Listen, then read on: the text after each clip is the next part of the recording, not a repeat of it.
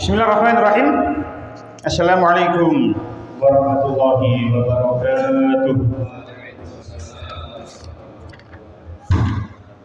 Tolaban bi ridwa'illahi ta'ala wa nabi nabiyina Muhammadin sallallahu alaihi wasallam ila alihi washabihi wa dzurriyyati wa ahli baitil kiram min ajmil anbiya'i wal mursalin wa rajulil malaikati wal muqarrabin wa ila jami'i tabi'in wa tabi'in wa rajulil ulama illah wal awliya ilahi wa kana wa ila hadisin mufassirin khususan Syekh Imam Al-Bukhari wa Syekh Abdul Qadir Al-Jilani wa Syekh Faridin Ar-Razi wa Syekh Imam Al-Qutubi wa Syekh Imam Ibnu Katsir wa Syekh Jaluddin Al-Mahalli wa Syekh Jaluddin Asyuti wa Syekh Sulaiman Al-Jamal wa Syekh Imam Asy-Syafi'i wa Syekh Syaukani wa Syekh Mahmud Al-Alusi wa Syekh Nawawi Al-Bantani wa Syekh Ahmad Mustafa Al-Marahi wa Syekh Tahir Ibnu Asyur wa Syekh Mutawalli Asy-Sya'rawi wa Syekh Hamka wa Syekh Tontowi wa Syekh Bapak Azbaili wa Syekh Muhammad Ali Asyabuni wa Syekh Rasyid wa khususan ilaiki Bisri Mustafa Rembang wa ila jami'i masyayikhina wa masyayikhina syawli lahumul Fatihah.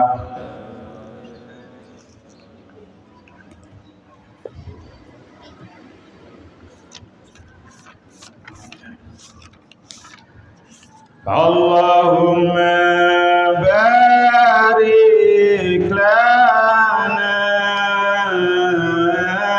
fi Rajab wa Sya'ban wa ballighna Ramadhan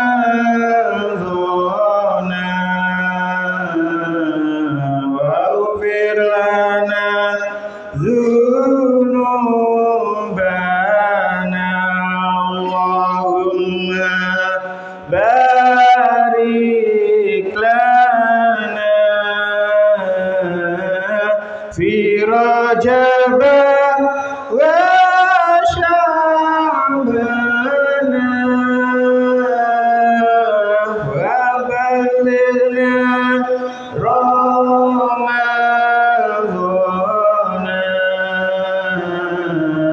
wa ighfir lana dhunubana.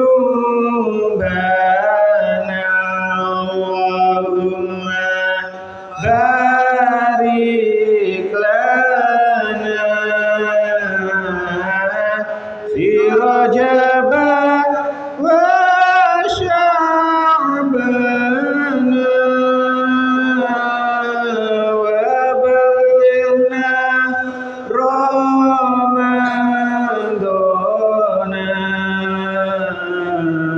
wa ighfir lana dzunubana. Alhamdulillah panggih malih samantune rong minggu mboten kepanggih. Pertama banjir, sing kedua kula ngira di mboten sketsa awak. Mboten krasa masih rejep maneh. Ya Allah cepet rejep maneh pisan. Mugi-mugi kula kali panjenengan sedaya diparingi barokah kali Gusti Allah ing dalem bulan Rejab kali bulan Sya'ban. Dan mugi-mugi saged kepanggih bulan Ramadan. Amin amin ya rabbal alamin. Tak krasa kucik wingi nang jember kok saiki wis rejep maneh. Sebagai pengingat nggih, Mbah Mun sering dawuh Mbah Mun niku lek Rejeb niku mboten nate ninggalno poso ing dalam tanggal 10 Rejeb. 10 Rejeb niki kepanggih dinten Jumat. Saniki sampun masuk dinten Kamis. Saniki pun masuk tanggal 9 Rejeb. Terus Jumat niku cara Mbah Mun niku siang keranten 10 Rejeb pun. Kita mulai. Ana sing hafal ayat pira?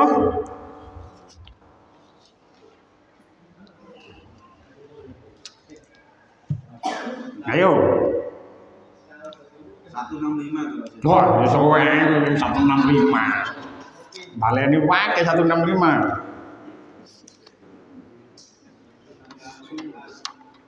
168.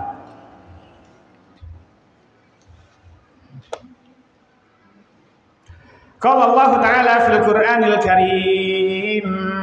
A'udzu billahi minasy syaithanir rajim. Bismillahirrahmanirrahim. Ya ayyuhan nasu kulu mimma fil ardi halalan thayyiban wa la tattabi'u khutuwatis syaitan innahu lakum aduwwum mubin. Pun ayat mawon. Ya ayyuhan nasu, he eling-eling menungso kabeh. Kulu padha mangan sapa sira kabeh mimma saking barang. Mungkin insyaallah kula terangaken. Kulu padha mangan sira kabeh mimma saking barang fil ardi kang tetep ing dalem bumi. Halalan hali halal. Thayyiban tur bagus. Wala tattabi'u lan ojo padha anut sapa sira kabeh khutuwati syaitani ing pira-pira langkahe setan. Innahu setuhune setan lakum marang sira kabeh iku aduun dadi satru mubinun kang pertelo.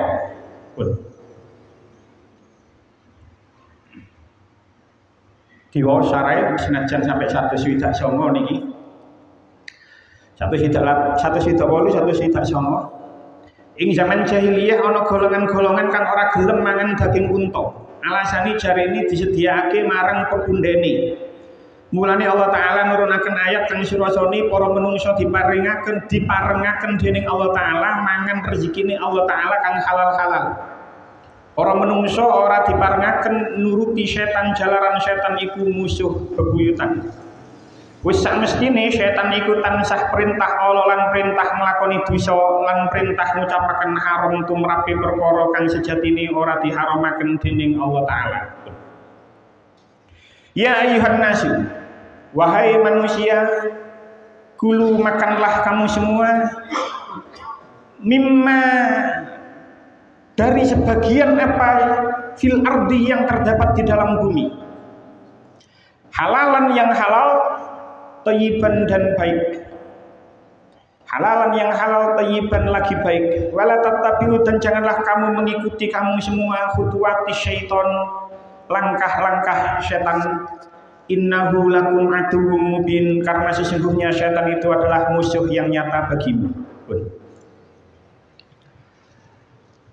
Tanggone kitab Lubabun Nukul fi Asbabun Nuzul karangane Syekh Jalaluddin Asyuti, kitab yang membahas tentang asbabun nuzul ayat niku tidak diceritakan teman kitab niku.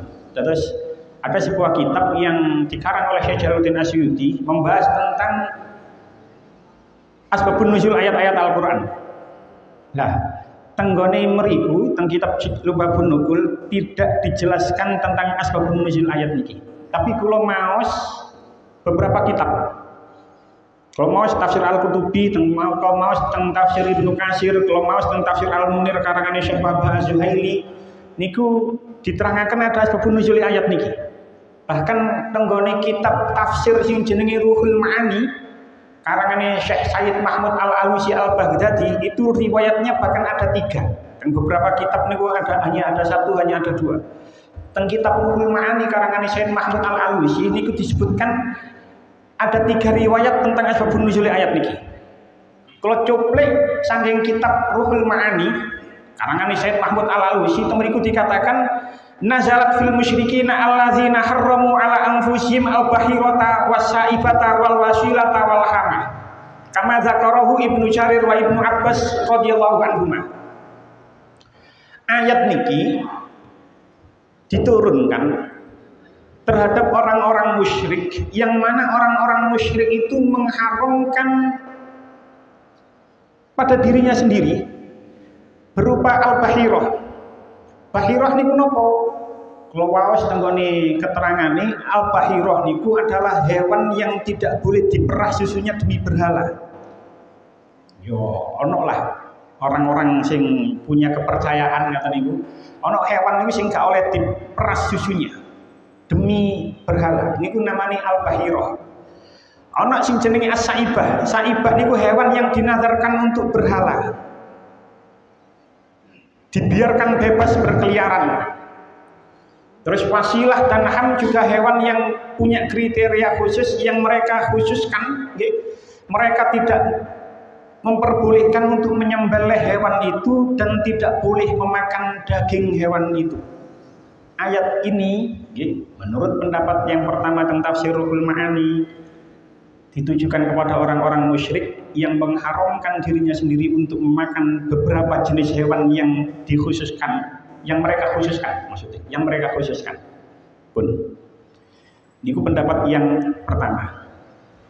Pendapat yang kedua, wakilah ada berpendapat ayat niki diturakan fi Abdillah bin Salam wa Abdurrabihi.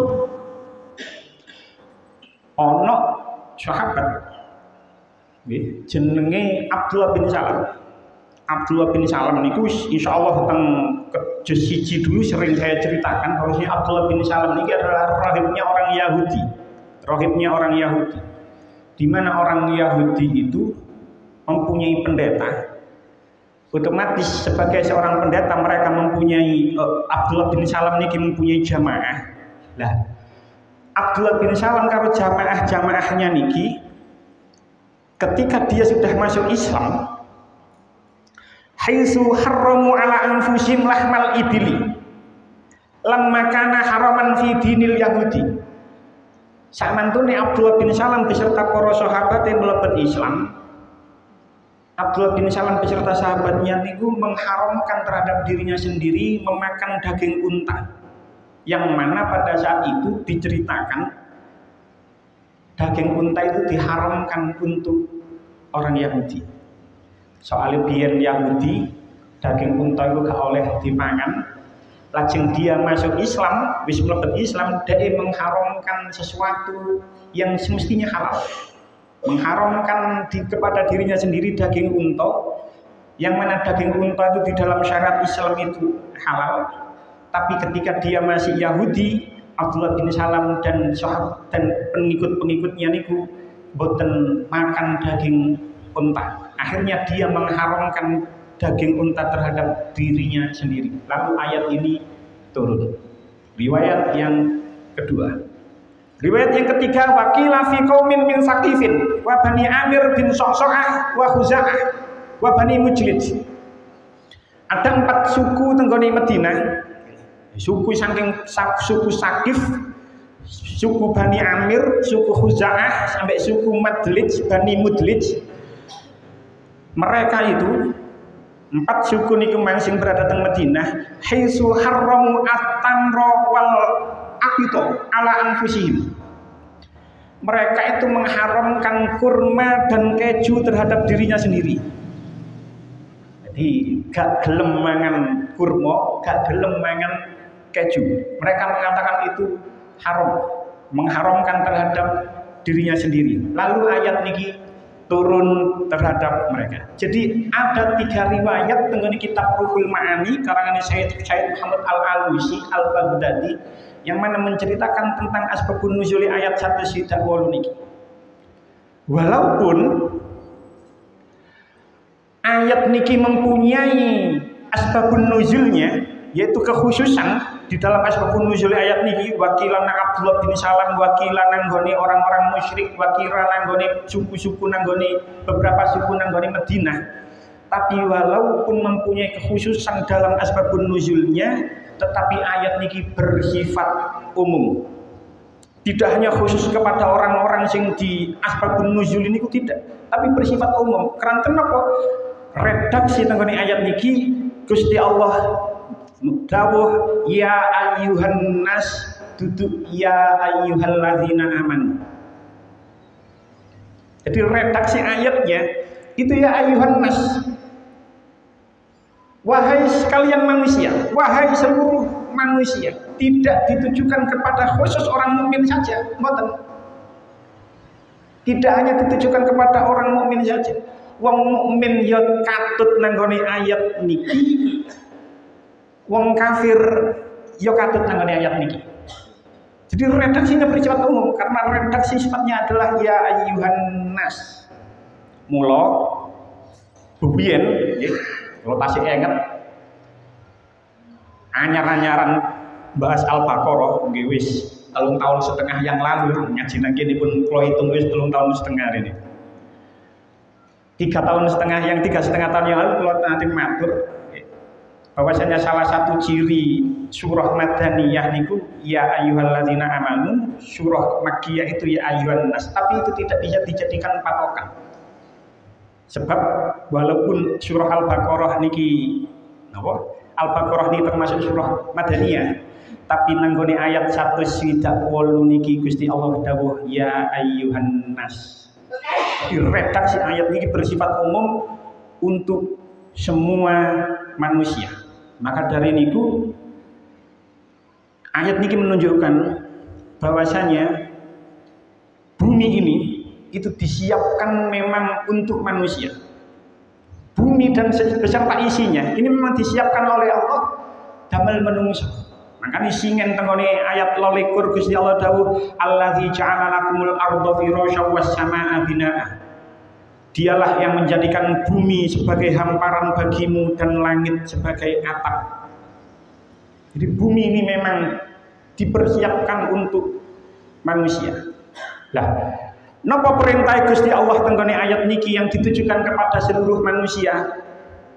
Perintahnya adalah kulu mimma fil ardi halalan thayyiba. Kulu, makanlah kamu semua. Mimma fil ardi, sebagian dari apa yang ada di dalam bumi.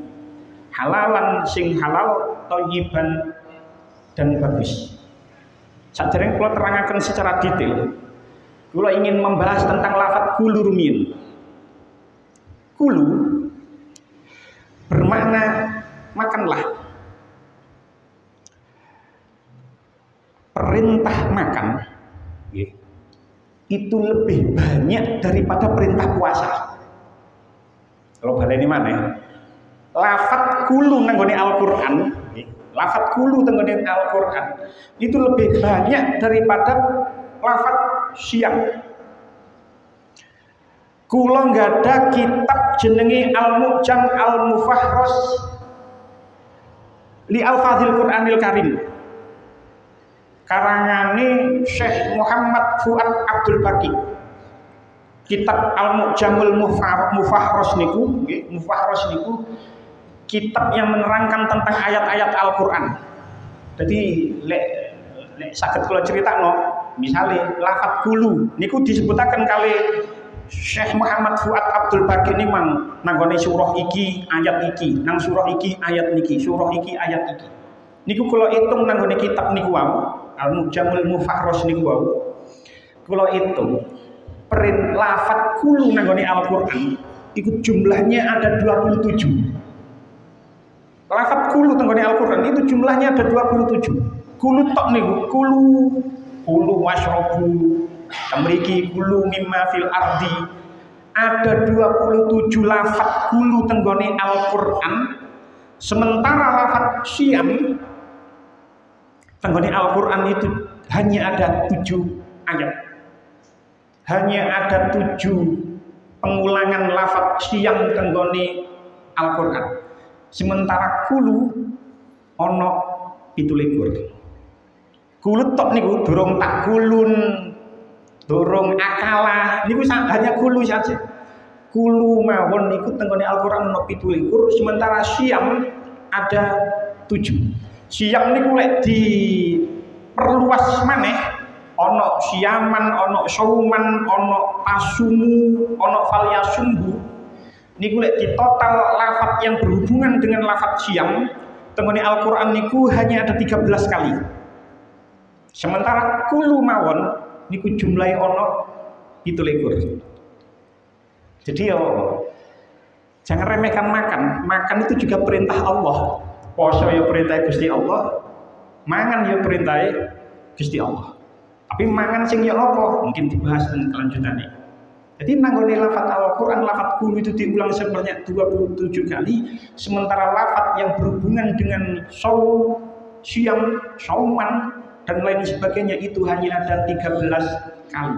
Jadi perintah makan itu lebih banyak tenggone Al-Qur'an daripada perintah puasa. Kulu mimma. Kalau preteli maneh, kalau preteli kata per kata, huruf per huruf, mimma niku saking huruf min dan ma. Men bayangno lafaz mimma. Mimma itu dari huruf min dan ma. Karena idgham, yo akhirnya langsung jadi mimma. Jadi lek dipreteli mimma iku min karuma. Lah min niki gawe wong sing tau ngaji nahwu. Min ini termasuk huruf jar yang mempunyai fungsi tenggone ayat niki adalah min tab'id. Napa maksudnya min tab'id? Nggih. Masih kula gak ro iki sing ngaji niki akeh sing tau mondok napa mboten, tapi kula tahu beberapa di antara sing ngaos niki nate mondok. Jadi perlu kula terangno. Min tab'id itu adalah min yang mempunyai fungsi bermakna sebagian. Makanya kalau ketika memaknai dengan bahasa Indonesia, mimma sebagian dari apa. Jadi min tenggone ayat ini mempunyai makna tab'id sebagian. Mimma sebagian dari apa fil ardi yang ada di bumi. Jadi kudu ono makna sebagian lek sing lek kepingin lengkap gitu. Karena min tenggone mriki bermakna tab'id sebagian. Sebab napa? Sebab nanggone bumi iku ono sing halal, ono sing haram, gak kabeh halal. Apa yang ada di bumi ini tidak semuanya halal. Jadi makanya memaknai mimma fil ardi kudune sebagian apa yang ada di dalam bumi. Sebab sing nang bumi iku gak kabeh halal, ya ono sing halal, ya ono sing haram. Nah, ada seorang sahabat, ya, mboten diterangkan sinten sahabatnya itu, sering bepergian melewati laut. Ya, kalau kita lihat peta, kalau akan diceritakan banyak sahabat yang teko Habasyah itu Ethiopia. Ketika dari Saudi, ya, dari Mekah, dari Madinah, kalau mau ke Habasyah, kalau mau ke Ethiopia itu numpak kapal, otomatis melewati laut. Nah, karena mereka melewati laut, otomatis memerlukan air tawar. Air tawar, dengan bayangno, nggih, posisinya terbatas. Biyen nggih gak kaya saiki. Akeh wong dodol banyu putih ngoten mboten. Air putih itu terbatas. Sehingga nggawa air putih terus akhirnya tanglet marang Kanjeng Nabi kula niki sering bepergian melewati laut. Ya napa lek kula wudu lek mboten ndamel air sing kula beto, air tawar niku mah. Wudu ndamel laut ya napa. Terus Kanjeng Nabi jawab, huwa at-tahuru ma'uhu. Huwa air laut itu at-tahuru ma'uhu, air yang suci. Kamu bisa berwudu menggunakan air laut. Oleh wudu nggawe air laut. Al-hillu maitatuhu, dan halal bangkainya. Bangkai hewan laut itu halal. Napa mawon hewan laut apa saja. Iwak, kabeh iwak sing nanggone laut niku umpama mati tetep halal. Airnya suci, bangkai hewan laut itu halal dimakan. Itu artinya nopo? Ada sebagian yang ada nanggone bumi itu halal. Bahkan nanggone laut itu kabeh hewan laut itu statusnya halal. Tapi gak kabeh halal, ono sebagian nanggone bumi ku sing haram. Contoh, empuk nanggone ayat 173 ono babi, itu haram. Ono bangkai, bukan bangkai hewan laut, itu haram. Darah haram. Jadi lalar maneh foto-foto sing boten tenang ayat Al-Qur'an, asu haram. Ula haram. Banyak hewan-hewan yang haram. Artinya nanggone bumi iki ono sing halal dimakan, ono sing haram dimakan. Lanjutane ayat kulu mimma fil ardi halalan thayyiba. Halal nggih. Tenggone tafsir Al-Qurtubi dikatakan tentang tafsir Al-Qurtubi dikatakan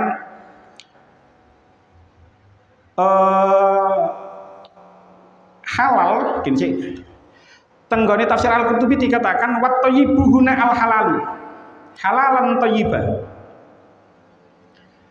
Menurut Imam Malik nggih fa huwa ta'kidun li ikhtilafil lafzi wa hadza qaulu Malikin fit thayyibi.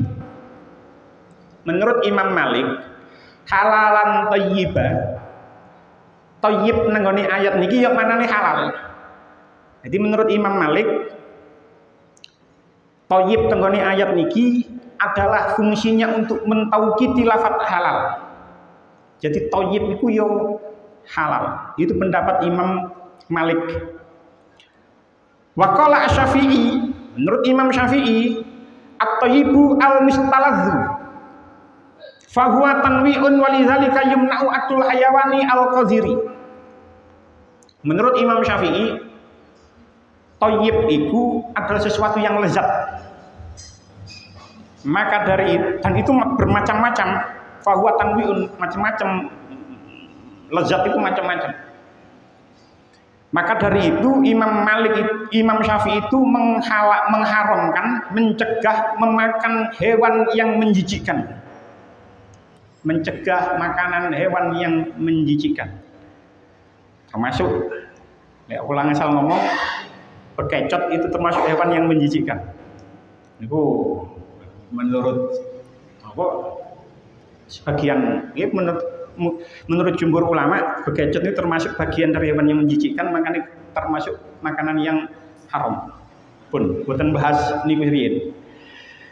Jadi thayyib nang ayat niki menurut Imam Malik itu adalah mentaukiti lafaz halal, sedangkan menurut Imam Syafi'i thayyib itu adalah sesuatu yang lezat. Kula nggak ada tafsir jenenge tafsir Al-Munir karangane Syekh Wahbah Az-Zuhaili. Syekh Wahbah Az-Zuhaili niku tentang tafsir Al-Munir lebih memberikan penjelasan lebih luas lagi masalah thayyib. Tenggone mriku dikatakan apa Allah taala linnasi ayyakulu mimma fil ardi fi hali kauni halalan minallahi thayyiban. Gusti Allah itu membolehkan memakan sesuatu yang bersifat halal sing halal saking Allah dan thayyib. Apa thayyib iku? Ai mustaqaban sing enak fi nafsihi ing dalam atine, ing dalam awake. Enak munggo sing mangan. Gak sekedar enak, gak sekedar lezat, tapi ghairu dharrin lil abdani wala lil ukuli. Tidak membahayakan bagi badannya dan tidak membahayakan bagi akalnya. Walidzalika yumna'u akul hayawani al-qadhiri. Sami dengan pendapat Imam Syafi'i, maka dari itu ulama mencegah, mengharamkan memakan hewan yang menjijikkan. Jadi thayyib nang tafsir Al-Munir keterangannya lebih luas lagi. Selain sesuatu yang enak, sesuatu yang enak itu tidak membahayakan badan dan tidak membahayakan akal pun. Jadi tenggone lafaz niki dikatakan, nggih, tenggone ayat niki dikatakan kulu mimma fil ardi halalan thayyibah. Makanlah kamu semua dari sebagian apa yang ada di bumi yang halal, yang thayyib. Definisinya seperti itu tadi. Lah, halal niku yang nopo? Halal niku nggih ya sing gak haram. Sing tidak nopo, sing oleh dipangan, yang boleh kita makan, kita mendapatkan kemubahan, kehalalan dari Allah memakan itu. Niku sing halal. Lah, makanan halal teng tafsir Al-Marawi niku dikatakan makanan halal niku terbagi menjadi dua. Ono sing bizati secara zatnya, ono sing bi'aridi secara bukan zatnya, secara sifatnya, caranya. Kalau terang nomane halal itu terbagi menjadi dua. Ono zat, ono ghairu zat, ngoten mawon cai gampang. Arit lek tenggone tafsir Al-Marawi. Ono materi, ono non materi. Sing materi gampang. Sing halal niku napa? Sing sapi. Sing haram napa? Babi. Jadi makanan yang haram nggih padha ana loro. Ana sing secara napa? Zat, ana ghairu zat. Ana sing secara zat, ana ghairu zat. Sing secara zat napa sing haram niku? Babi, bangkai, darah. Mungkin insyaallah kita bahas tentang ayat 173. Ana sing secara ghairu zat. Non materi. Secara zat halal, tapi karena mendapatkannya dari sesuatu yang haram, maka sifatnya makanan itu menjadi makanan haram. Mungkin insya Allah kalau terang kemana? Mungkin sih. Nah, makanan halal niku nggih sing bukan termasuk kedua hal niku mang, gak sing termasuk haram zatnya, gak sing termasuk haram ghairu zatnya.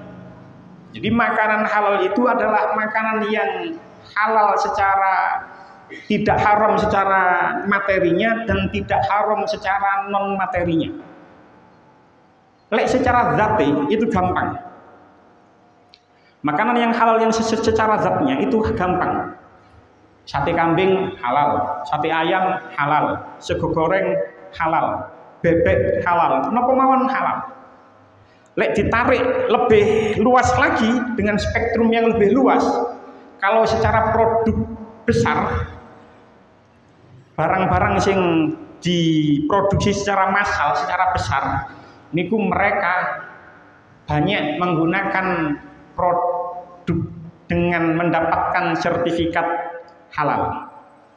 Bien, cara bien, sertifikasi halal makanan halal itu bisa diperoleh lewat MUI.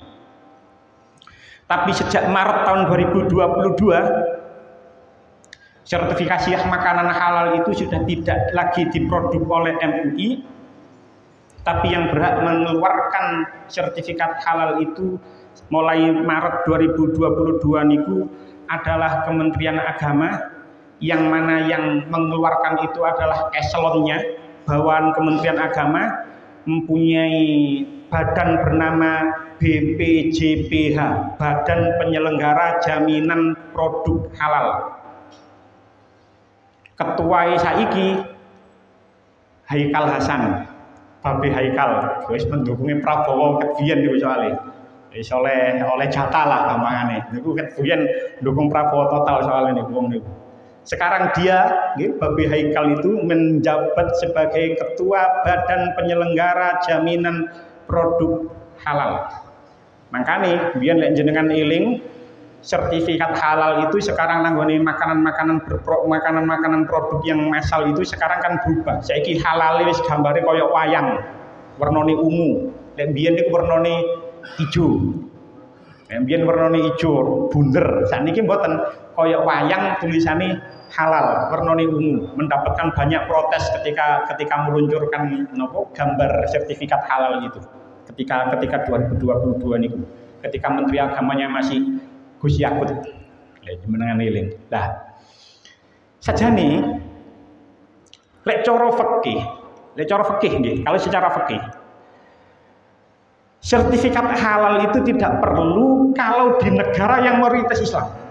Kalau kali ini mana? Secara fikih itu sebenarnya sertifikat halal itu tidak diperlukan kalau kita berada di negara yang mayoritas Muslim. Sertifikat halal itu baru diperlukan ketika berada di wilayah negara yang mana negara itu mayoritas non-Muslim. Baru itu sertifikat itu sebenarnya perlu. Tapi lek nanggone negara sing mayoritas Islam sebenarnya tidak perlu menggunakan sertifikat halal. Seperti mayoritas Islam, wis betapa repotnya kalau semua harus mendapatkan sertifikat dari Kementerian Agama. Cuman sing berbadan-badan besar saja, nopo maneh setiap membuat sertifikat halal itu ya mesti bayar, dan nilainya tidak sedikit. Jadi kalau kita berada di negara yang mayoritas Islam, Sebenarnya tidak diperlukan sertifikat halal, tapi untuk melindungi konsumen, yang mana konsumen ini kebanyakan adalah warga negaranya itu mayoritas Islam, maka pemerintah memerlukan sertifikasi halal yang mana dikelola oleh Kementerian Agama. Walaupun saat ini kita tidak bisa membanggakan diri lagi, sebab negara Indonesia sudah bukan lagi menjadi negara penduduk mayoritas Islam terbesar di dunia, bukan Indonesia lagi. Tercatat sejak bulan Boten kalau catat bulan ini. Sejak bulan Juni 2024, Indonesia bukan lagi menjadi negara Muslim terbesar di dunia. Jadi lek ono sing ngomong kita itu adalah negara mayoritas Islam, negara Muslim terbesar di dunia. Lek ono sing ngomong ngono saiki, wong iku kurang literasinya, kurang mocoi. Sebab sekarang yang menjadi negara mayoritas Islam terbesar di dunia bukan Indonesia lagi. Ono sing terus apa? Pakistan sekarang ini negara yang mayoritas Islam terbesar di dunia itu adalah sekarang itu sejak Juni 2024 itu Pakistan, bukan Indonesia lagi. Jadi gak iso membanggakan diri lagi sebagai negara terbesar Islam di dunia, gak iso maneh. Sebab yang menjadi negara terbesar Islam di dunia saat ini negara Pakistan. Pakistan itu 2024 itu penduduknya yang Islam itu 240,8 juta dari 247,5 juta. Jadi 98% lebih penduduknya itu Islam. Sementara Indonesia benar jumlah penduduknya lebih banyak, 282 juta. Saat ini 282 juta. Biyen pas wayahe Roma Iramanya nyiptakno lagu itu sih 135 yo. Ciptaan 135. Iku biyen ketika Roma Irama nyiptakno lagu. Mbuh tahun piro biyen. Tapi 2024 itu secara data penduduk di Indonesia itu 282 juta, sing Islam 236 juta. Secara persentase itu 84%. Dan yang mengagetkan, negara Islam terbesar di dunia sing nomor 3 niku nggih kaget ya. India. Loh kok India yo ngono? Iya, India itu sing Islam itu sekitar 200 juta. Tapi penduduknya sekarang itu negara dengan penduduk terbesar itu sekarang bukan Cina, bukan Tiongkok, tapi India. Lek mbiyen kan negara dengan penduduk populasi terbesar di dunia itu adalah Tiongkok. Sakniki mboten. Sakniki negara dengan populasi penduduk terbesar di dunia itu adalah India. India niku menungso sing urip nang India iku jumlahe ana 1,45 miliar. Sing Islam ana 200 juta. Ya tetep minoritas. Bener akeh 200 juta. Tapi bandingno karo 1,45 miliar itu tidak lebih dari 14%, 13,79% penduduk India yang beragama Islam. Bener 200 juta tapi penduduk ono 1,45 miliar. Negara dengan populasi terbesar penduduknya di dunia sekarang dipegang oleh India yang mana 1,45 miliar, sementara Tiongkok sakniki 1,42 miliar. Di negara terbesar dengan populasi penduduk adalah India, mulai saiki duduk Tiongkok maneh, sedangkan negara dengan populasi penduduk yang beragama Islam terbesar di dunia saat ini adalah Pakistan. Jadi ono wong sing ngomong negara kita itu adalah negara terbesar penduduk yang beragama Islam, berarti wong iku kurang oleh moco. Negara Tiongkok adalah negara yang penduduknya sangat banyak, paling banyak di dunia, niku nggih kurang oleh moco. Sebab ya sudah berganti lagi, pun kita terasakan. Jadi secara halal secara zat itu gampang. Zahire sate ayam yo halal, zahire sate kambing yo halal. Lek kita bicara produk massal gini mana sertifikat halal.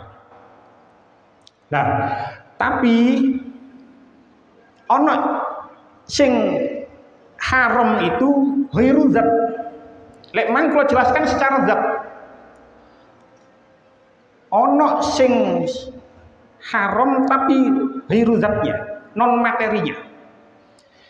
Secara materi, secara zat, makanan itu halal. Tapi ghairu zatnya haram. Akhirnya makanan itu menjadi haram. Karena didapatkan dari sesuatu yang bukan zat, secara ghairu zatnya didapatkan dari sesuatu yang haram. Misal, biyen zaman kalau cek nom, mbu saiki cek usum kok enggak. Biyen niku lek kape tahun baru. Iki kan wis mari tahun baru nih. Biyen niku lek kape tahun baru, kok ana wong duwe pitik, lek kape tahun baru pitik iku ana sing kalong. Ayo yo kok enggak. Ana sing kalong, ana sing duwe pitik ngono nggih. Lek ana kape tahun baruan, pitike lho kalong, ana duwe pitik 20 kape tahun baru, malam tahun baru menit 1 Januari didelok lho pitikku mari ana 20 kok sik karek 18 ilang loro. Cepet ana sing nyolong digawe tahun baruan. Biyen niku usum kaya ngono. Mbok saiki diusum mbok mboten karo, tapi biyen niku usum. Biyen niku usum. Saiki wong ya gak sepiro duwe pitik dadi ya karo, tapi kira-kira jek ono kira-kira. Kira-kira jek ono.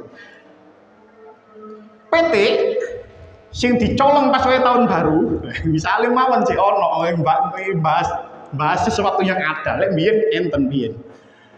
Pitik sing dicolong ketika tahun baru dibeleh secara syar'i, sing beleh Islam, bahkan nyebut bismillah sekalipun misalnya. Tapi karena mendapatkannya dari sesuatu yang haram yaitu nyolong, maka pitik niku senajan dibeleh secara syar'i, senajan sing beleh Islam, senajan sing beleh maca bismillah, tapi karena didapat dari sesuatu hal yang haram yaitu mencuri, maka hukumnya tetap haram. Zatnya halal, ayamnya halal, dibeleh secara halal, tapi mendapatkannya dari sesuatu yang haram, maka itu statusnya tetap haram. Gak hanya mencuri, dijelasno nanggone dilebarno maneh keterangane, misalnya riba, uang hasil riba dipakai buat makan terus makanan halal, tapi karena hasil dari riba maka nanti itu adalah haram. Misalnya korupsi anggaran, markup anggaran. Misalnya mestine anggaran ini mesti 70 juta tapi di-up jadi 100 juta. Maka jika itu makanan, maka makanan itu adalah menjadi haram. Karena secara ghairu zat, makanan itu didapatkan dari sesuatu yang haram. Walaupun secara zatnya itu adalah halal. Ono bal-balan, judi, nebak iki, menang, terus tuku panganan. Panganannya halal, tapi karena hasil judi main bola, makanan tersebut menjadi haram. Ngecip, ngeslot oleh jackpot misalnya, tembus 50B, didol payu piro 50B, payu piro yen? 3 juta.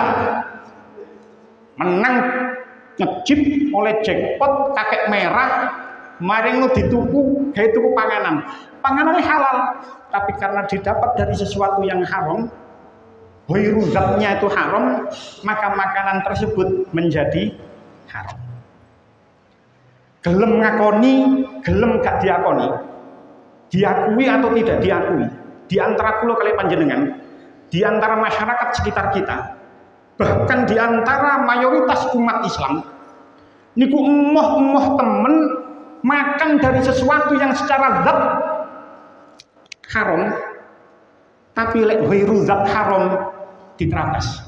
Wis gelem ngakoni atau gak gelem ngakoni, di antara kita emoh temen mangan babi, emoh temen ngombe khamr, emoh temen mangan asu, tapi lek secara ghairu zat rodok kendel. Rodok kendel. Wis sampean ngakoni napa mboten? Banyak. Wis mboten hanya dari judi, mboten hanya dari riba, tidak hanya dari mencuri. Misalnya maklaran, ono montore iki, misalnya sampean buka rego, mbok maklaran omah, mbok maklaran motor, sampean buka rego misalnya 200 juta. Terus ana calon pembeli ngenyang 180. Terus sampean ngomong ini, "Walah Kang, wingi ku ana sing ngenyang 190 gak tak kekno." Padahal wingi gak ana sing ngenyang 190. Gak ana sing ngenyang 190 wingi, tapi ngomongi sampean ngenyang 180. Wong wingi ana sing ngenyang 190 gak tak kekno kok sampean ngenyang 180. Jual belinya halal, tapi didapatkan dari sesuatu yang haram karena mbojok, maka menjadi haram. Zatnya halal, tapi ghairu zatnya haram. Ono mobil mari tabrakan diwarajik mulus, direkondisi, terus kilometernya dikurang, diundurno maneh. Kilometernya mestine 1.000 diundurno dadi 20.000. Kilometernya jek 20.000 niki. Padahal sini 1.000 karena diundurno dadi 20.000. Niki KM-nya masih rendah iki, gak tahu tabrakan. Padahal dia ngerti lek dia mobil wis mari tabrakan, mobil wis dimundurno kilometere. Jual belinya halal, tapi ghairu zatnya didapatkan dari sesuatu yang haram, maka hasilnya adalah haram.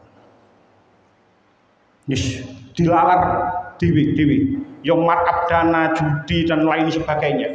Jadi di antara kula kalian jenengan, diakui atau tidak, moh temen mangan barang sing secara zat haram, tapi lek ghairu zat haram rodok kendel, rodok wani nerabas, bejuk titik terabas saya guys.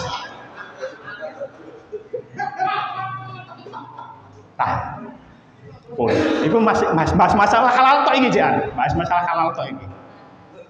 Durung toyib nih.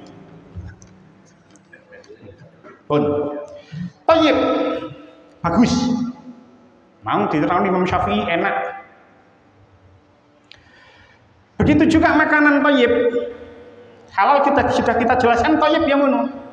Toyib itu enak, lezat, tidak berbahaya bagi akal, tidak berbahaya bagi badan. Keterangan sampai Syekh Wahbah Az-Zuhaili tentang Tafsir Al-Munir. Makanan yang thayyib bagi si A itu bisa jadi tidak thayyib bagi si B. Contoh bebek goreng. Kayak keribungnya kan, mangan bebek ini langsung pincang sih giling-giling nih. Kolesterolnya tinggi, saya tahu. Kolesterolnya, asam uratnya tinggi. Mari mangan bebek, menisu ini langsung pincang, wis gak iso numpak, gak iso sepatuan. Makanan bebek bagi Imam Syarif Hidayatullah ini, Imam besar Syarif Hidayatullah ini, bebek itu tidak thayyib. Tapi bagi kula, sing tidak punya asam urat, tidak punya kolesterol, bebek itu thayyib. Tapi bagi beliau, Imam Syarif Hidayatullah, bebek itu tidak thayyib sama sekali. Jadi makanan sing thayyib bagi si A itu bisa jadi tidak thayyib bagi yang lain. Ngombe sing legi niku enak apa maneh ketika musim panas kaya wingi. Dan ini bisa rada adem, sering udan bahkan banjir. Tapi ketika musim panas, ngombe sing legi, es campur, es tebu, es teh ya, pokoknya legi, iku enak, thayyib. Tapi kayak wong sing duwe penyakit diabetes itu tidak thayyib. Diabetes langsung dukur ngoten mawon. Apalagi nggih gak apa-apa kalau meminum minuman seperti ini, nggih, minum minuman kemasan seperti ini, niku gulanya niki mboten sepiro niku, niki 14 gram. Beberapa minuman itu gulanya itu di atas 20 gram. Niku sangat tinggi sekali. Makanya orang sing sering minum minuman kemasan kayak ngeten, ketika dia dites dengan tes GDS, gula darah sewaktu niku lek jenengan ngetes sing dicubles drijine tok, itu seseorang yang sudah sering minum minuman kemasan, makan makanan instan, itu tidak terdeteksi. Jadi gaya GDS gula darah sewaktu dites drijine tok dijukuk ngeten tok nang nggone apotik ngoten niku, nggih. Niku normal, tapi barang di lab nanggone laboratorium, diambil darahnya, dicek nang laboratorium, memerlukan waktu 6 sampai 8 jam baru keponangan. karena dia sering minum minuman yang menggunakan pemanis buatan, kadar gulanya tinggi ngeten iki. Termasuk kopi-kopi sing instan itu. Kadar gulanya tinggi. Jadi gawe sing punya diabetes ngombe-ngombe kemasan itu tidak thayyib. Ngombe-ngombe segala sesuatu sing instan itu tidak thayyib. Makane kula lek gawe kopi iku wis gak atik gula. Dan iki wis mulai digawe oleh kopi kula gak atik gula. Pun sate kambing. Sate kambing ini sering dijadikan kambing hitam. Ono uang mangan sate kambing terus darahe tinggi. Niku adalah sesuatu yang menyesatkan. Niki sing ngomong duduk kula lho nggih, dokter lho, sing ngomong itu dokter. Sing ngomong itu dokter. Dokter Zaidul Akbar yang ngomong seperti itu, Dokter Tirta yang ngomong seperti itu. Kambing itu adalah daging yang disukai oleh Rasulullah Muhammad SAW. Kanjeng Nabi ini remen kali daging kambing bagian paha. Kanjeng Nabi itu remen sekali dengan daging itu, daging kambing itu. Daging kambing itu bukan penyebab seseorang darah tinggi.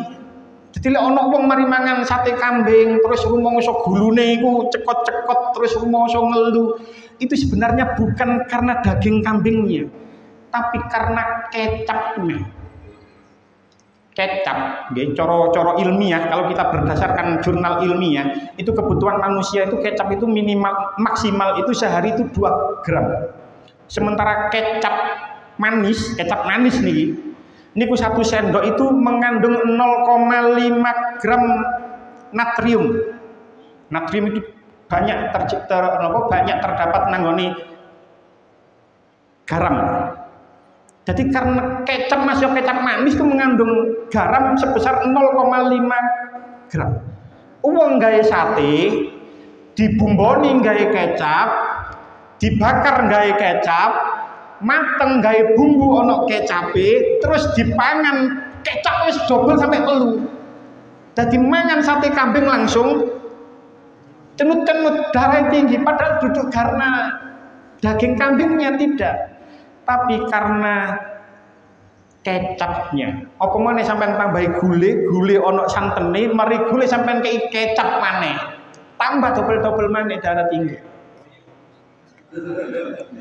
Gawe sing enak, gawe sing sehat-sehat saja, ikut thayyib. Tapi gawe sing gak sehat, mempunyai penyakit-penyakit tertentu, itu adalah sesuatu yang tidak thayyib. Lah, memakan makanan yang halal itu dampaknya luar biasa terhadap tubuh kita. Karena makanan itu diproses oleh tubuh kita. Betapa luar biasanya Allah itu menciptakan manusia dalam bentuk yang sebaik-baiknya. Makanya Gusti Allah dawuh teng surah Ad-Din ayat sekawan teng mriki Gusti Allah dawuh laqad khalaqnal insana fi ahsani taqwim. Sungguh kami benar-benar telah menciptakan manusia dalam bentuk yang sebaik-baiknya. Jadi makanan yang kita makan, kita kunyah lewat mulut, kita lewat tenggorokan, diolah oleh tubuh kita. Ono sing dadi getih, ono sing dadi daging, ono sing dadi mani, ono sing gak dadi apa-apa, akhirnya kita guak dadi tai. Tapi itu kita proses. Nah, ngene awak tubuh kita itu kita proses. Ono sing dadi getih, ono sing dadi darah, ono sing dadi sperma. Andai makanan yang kita masukkan ke dalam tubuh kita itu tidak halal, baik karena materi ataupun non materi, andai makanan yang kita masukkan ke dalam tubuh kita itu ada yang tidak halal baik secara zat atau ghairu zat, lalu menjadi darah yang mengalir kepada tubuh kita, lalu menjadi daging yang menempel di dalam otot kita, lalu menjadi sperma yang mana terus kita kumpul kepada istri kita, lalu menjadi anak misalnya. Akhirnya apa? Karena ada sesuatu yang berada di dalam tubuh kita, mbuh iku getih, mbuh iku daging dari sesuatu yang haram baik secara zat ataupun ghairu zat, maka akhirnya tubuh kita bermalas-malasan untuk diajak ibadah kepada Allah Subhanahu wa taala. Akhirnya nopo? Doa yang kita panjatkan pun akhirnya tidak dikabulkan oleh Allah karena di dalam tubuh kita ada sesuatu yang haram, baik itu secara materi ataupun non materi.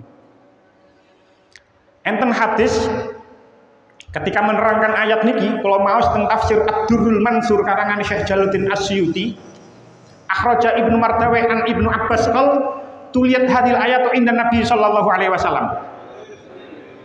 Ibnu Mardaweh menceritakan dari Ibnu Abbas, ayat niki ya ayyuhan nasu kulu mimma fil ardi halalan thayyiban. Ayat niki dibaca ketika berada di samping Rasulullah. Faqama Sa'ad bin Abi Waqqas. Kemudian Sa'ad bin Abi Waqqas niku berdiri. Faqala ya Rasulullah ud'ullah ayaj'alani mustajabat da'wati. Sahabat Sa'ad bin Abi Waqqas ngadeg lalu tangglet marang Kanjeng Nabi. Kanjeng Nabi, mbok panjenengan niku ndongakno teng kula supaya kula niki dadi wong sing doane disembadani karo Gusti Allah. Mbok nggih panjenengan niku ndongakno kula, ndongakno marang Gusti Allah agar Allah itu menjadikan aku sebagai orang yang mustajab doanya. Apa jawab Nabi? Faqala ya Sa'ad atib mat'amaka. Wahai Sa'ad, perbaikilah makanmu. Api ono makanmu. Makananlah dari makan yang halal. Atib mat'amaka. Takun mustajabat da'wati. Maka kamu akan menjadi orang yang mustajab doanya. Wallazi nafsu Muhammadin biyadih. Demi zat yang mana jiwa Muhammad berada di genggamannya. Innar rajula la yakdziful luqmata al harama fi jawfihi. Niki jawabannya Kanjeng Nabi. Sesungguhnya seorang laki-laki yang mana seorang laki-laki itu memasukkan sesuap makanan ke dalam lambungnya. Ma yataqabbalu minhu arba'ina yauman. Maka doanya, maka ibadahnya tidak diterima selama 40 hari. Jadi gak hanya makmum be khomer tok sing gak diterima ibadah 40 dina. Tenggone mriku Kanjeng Nabi tahu innar rajula la yakdziful luqmata al harama fi jawfihi ma yataqabbalu minhu arba'ina yauman. Amalnya tidak diterima selama 40 hari. Wa ayyuma abdin nabatalahmuhu minas suhti war riba. Dan siapa saja hamba yang dagingnya tumbuh dari barang yang haram dan riba, fannaru aulabi. Maka neraka itu lebih utama dari dia. Maka neraka itu lebih utama baginya. Sapa wong sing daginge tumbuh dari hasil haram dan riba, maka neraka itu lebih utama baginya. Makanya betapa pentingnya makanan yang halal dan thayyib itu masuk ke dalam tubuh kita, karena itu berpengaruh terhadap ibadah kita. Lek ono kok ibadah aras-arasen, bisa jadi apa yang masuk ke dalam tubuh kita ada sesuatu yang tidak halal. Andai makanan yang kita masukkan ke dalam tubuh kita itu ono sing haram baik secara zat atau ghairul zat, ono sing haram baik secara materi ataupun non materi, lalu menjadi sperma, lalu menjadi mani, terus akhirnya kita kumpul dengan istri kita, marno kumpul jadi anak. Marino anak itu terlahir dari sperma yang mana sperma itu mengandung sesuatu yang haram baik secara zat ataupun ghairul zat. Lahirlah generasi yang susah dinasehati. Sebab nopo? Nggih mang bisa jadi sakniki arek-arek enom saiki niku terlibat kenakalan remaja, narkoba dan lain sebagainya. Itu bisa jadi memang karena faktor lingkungan, bisa jadi memang itu karena faktor teman-temannya. Jangan lupa, bisa jadi itu karena faktor kedua orang tuanya, yang mana kedua orangnya memakan sesuatu yang haram baik secara zat ataupun ghairul zat. Tidak hanya berpengaruh kepada kita, bisa berpengaruh kepada anak cucu kita. Betapa pentingnya kita memasukkan sesuatu yang halal ke dalam tubuh kita, baik itu ojo sampai makan sing haram, baik itu secara zat ataupun ghairul zat. Mangkane niku Wis pirang menit, Bu? Bu, pring menit? 59 wis sak jam sebagai penutup. Maka dari itu hindari kita mempunyai omongan, kita mempunyai anggapan, ojo sampai ono nanggone pikiran awak dhewe. Kadang-kadang itu memang ada orang yang mengatakan seperti ini. Terus akhirnya kita itu membenarkan. Ojo sampai dibenerno. Ojo sampai ono nanggone pikiran awak dhewe koyo gini iki. Napa? Kadang-kadang ono wong ngomong ngene. Wis gak apa-apa, haram-haram titik gak apa-apa. Ojo sampai duwe pikiran koyo ngono. Kadang-kadang kono ngono. Ono sing ngomong saiki dolek sing haram ae angel apa maneh sing halal. Niku kadang-kadang niku ono sing ngomong ngono. Golek sing haram ae saiki wis angel kok golek sing halal. Ojo. Jauhi omongan seperti itu. Jauh, buang-buang jauh omongan seperti itu. Jauhkanlah pikiran itu. Omongan itu dari pikiran kita, dari benak kita. Pokoknya segala yang kita masukkan harus halal, boten haram, baik itu secara zat ataupun ghairu zat. Karena napa Gusti Allah teng mriki dawuh, ya ayyuhan nasu kulu mimma fil ardi halalan thayyiban. Cek terus separuh nih durung wala tatabi khutuwati syaiton diterusno yo sak jam setengah pun cekap semanten mugi-mugi tadi kena manfaat. Bismillahirrahmanirrahim. Alhamdulillahirabbil alamin. Allahumma ja'alna wa auladana wa dzurriyyatina min ahli ilmi wa ahli khair wa la taj'al wa'iyya min asyirri wa dhair. Allahumma ja'al wa'iyya min ibadika sholihin. Rabbana atina fid dunya hasanah fil akhirati hasanah wa qina adzabannar. Rasulullah Muhammadin bil ummi wal syukur wa salam alhamdulillahirabbil alamin. Wassalamualaikum warahmatullahi wabarakatuh.